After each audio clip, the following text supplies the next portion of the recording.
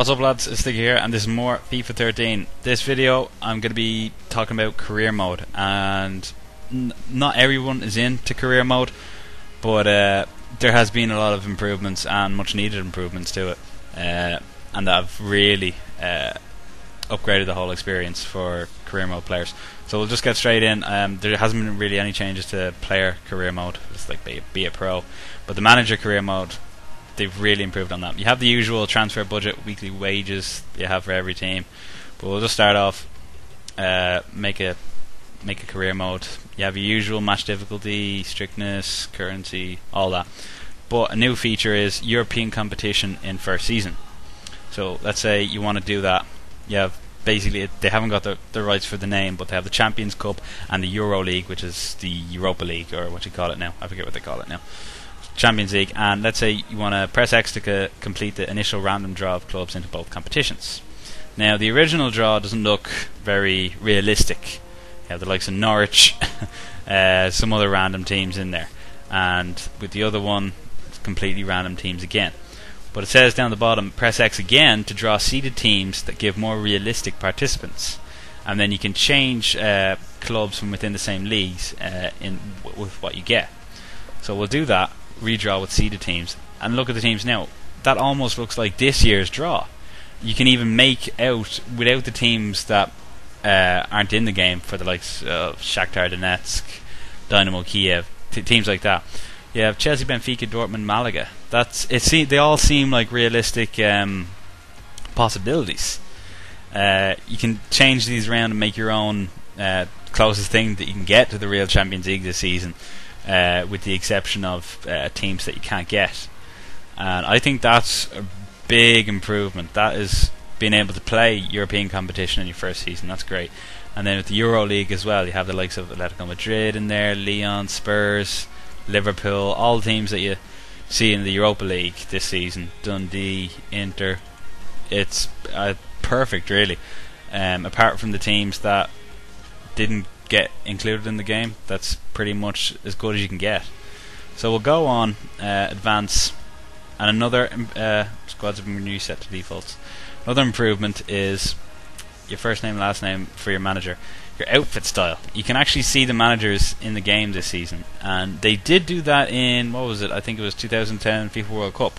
They included the managers for all the countries, the likes of Del Bosque for Spain, Capello for England back then, and they actually had the managers themselves. This time you can see the managers. It's not the actual people, the likes of Sir Alex Ferguson, Roberto Di Matteo, but you can see the managers, and you can change the likes of the clothes they wear on the sidelines. You can have a suit, shirt and tie, or a tracksuit, and you can change the suit colour, skin tones, and body type. So it's nice. It's a nice improvement. A big improvement this year also is the ability to manage internationally. You can also unlock this through the EA Sports Football Club catalog thing. I'll make another video about that. Plays a big part in really everything in the game. But you can, after I think a season or so, or half a season, you can manage on the international stage. And I haven't got there myself. I only started a quick career mode last night. I only got a few matches done. But I think you don't even have to leave your club position to manage internationally.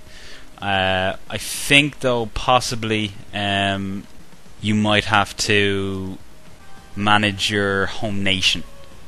I'm not sure, but I have seen that mentioned a few times, that you have to manage your home nation. So if you do, I'd recommend putting your nationality as your manager to whatever country you hope to manage. But as you can see there, it's locked at the moment because I think there isn't a global tournament on. But you can see their international management, and you can eventually unlock that.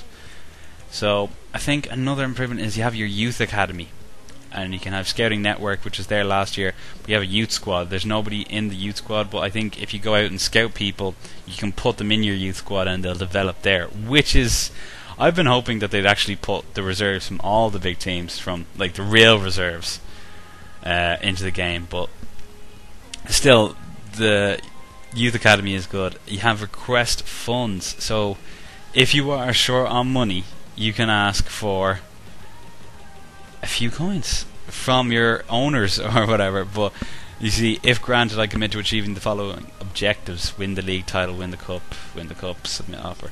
So you have to agree to some conditions. My jobs, you can browse different jobs that are available to you, and the national team contracts. That's nothing new. What else do you have? Transfers. The transfer negotiation, I suppose, does look a tiny bit different, but it's more or less the same. But I think the difficulty that you have acquiring different players, it is a bit. It's changed a bit. Let's say inquire about Lionel Messi, approach FC Barcelona to buy, or approach them to loan. So you can add him to the short list. He's content, match fit, and one of the world's best. It says something specific about him. Let's say we want to buy him.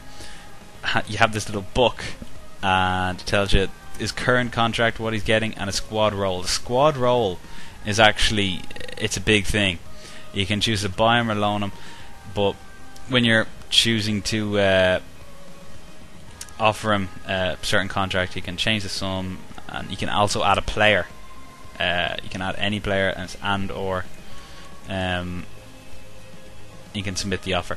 But as I was saying, when you agree to the team's contract, when it comes to down to the player and it's agreeing his wages and stuff like that, the squad role is actually a pivotal thing. If you can have crucial first team player, rotation player, important first team player, reserve, backup, and there's loads of different roles. And if it's not the right role for that player, he might not sign.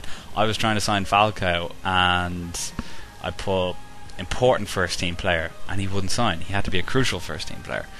So things like that are a nice improvement, and I think it's about time, really. That's all really that's new in the game. Isn't much else in career mode.